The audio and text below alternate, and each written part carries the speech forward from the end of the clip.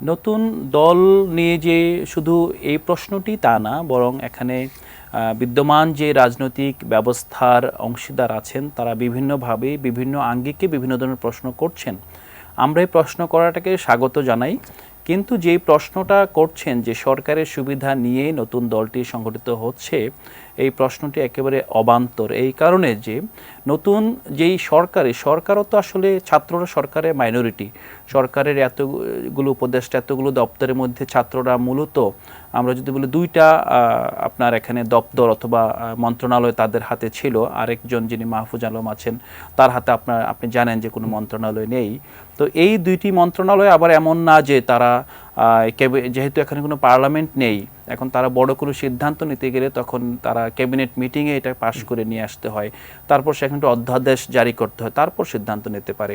তো এখন রাষ্ট্রের একটি নতুন দল করার মতো যেই শক্তিমত্তা দরকার, সেই শক্তিমত্তার জায়গাটা প্রথমত এটা সরকারের মধ্য থেকে এক্সারসাইজ করার কোনো সুযোগ সেখানে নেই।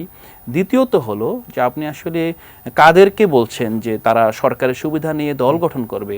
যেই তরুণরা, যেই অভ্যুত্থানকারী শক্তি নিজেরাই সরকার গঠন করতে পারত, যারা নিজেরাই বিপ্লবী সরকার গঠনের মাধ্যমে একটা বিপ্লবী এখানে আবহ তৈরি করতে পারত, তারা সেটা না করে তারা গণতান্ত্রিক প্রক্রিয়ায় এবং গণতান্ত্রিক ধারাবাহিকতা রক্ষায় দেশকে স্টেবিলিটির দিকে নিয়ে যেতে একটা সক্ষম এরকম একটি সরকার গঠন করেছে বিভিন্ন দল মত এবং বিভিন্ন স্টেক হোল্ডার গোষ্ঠীগুলোর মতামতের প্রেক্ষিতে।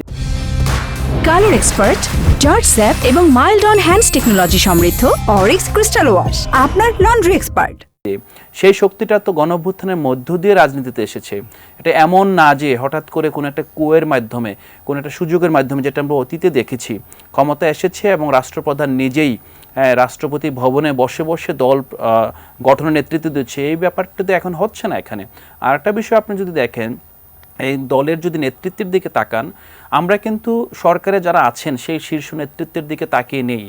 আজকে নাহিদ ইসলাম দল গঠনের নেতৃত্ব দিতে এসেছেন, এটা খুবই ভালো, আমরা সবাই তাকে অভিবাদন জানাই এবং জাতীয় তাকে খুব আনন্দিত চিত্তে গ্রহণ করছে। কিন্তু আপনি যদি নাহিদ ইসলামকে ছাড়াও চিন্তা করেন, সরকারের বাইরে আমাদের 1 ডজনের বেশি ফেস, জাতীয় ফেস ইতিমধ্যে তৈরি হয়েছে, যারা একটি নতুন দলকে গঠন করা এবং দলকে চালিয়ে নিয়ে একটি ক্ষমতা পর্যন্ত যাওয়ার জন্য তারা প্রস্তুত। তাদের সে সক্ষমতা আছে, কারণ জনগণ তাদের পিছনে আছে।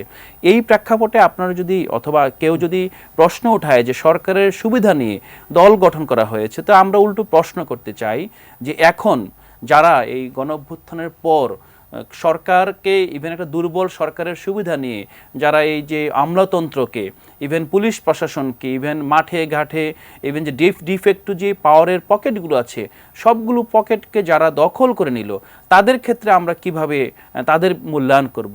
বরং আমরা বলবো যে গণঅভ্যুত্থানকারী শক্তি, ইভেন আমরা যারা আছি, আমরা বিভিন্ন প্রফেশনে ছিলাম, আমরা যার যার জায়গা থেকে মিনিমাম 200 যুবক এখানে আপনার তার প্রফেশন ছেড়ে নতুন রাজনৈতিক দল সৃষ্টিতে নেতৃত্ব দিচ্ছে এবং তাদের সবারই 8 থেকে 10 বছরের প্রফেশনাল অভিজ্ঞতা আছে, তাদের নিজেদের সমাজে গ্রহণযোগ্যতা আছে, গণঅভ্যুত্থানকারী শক্তির সাথে তাদের একাত্মতা আছে, ফেসিবাদ বিরোধী দীর্ঘ সংগ্রামে তাদের নেতৃত্ব আছে। এই শক্তিকে প্রশ্ন করা আমার মনে হয় এটা একটা অবান্তর।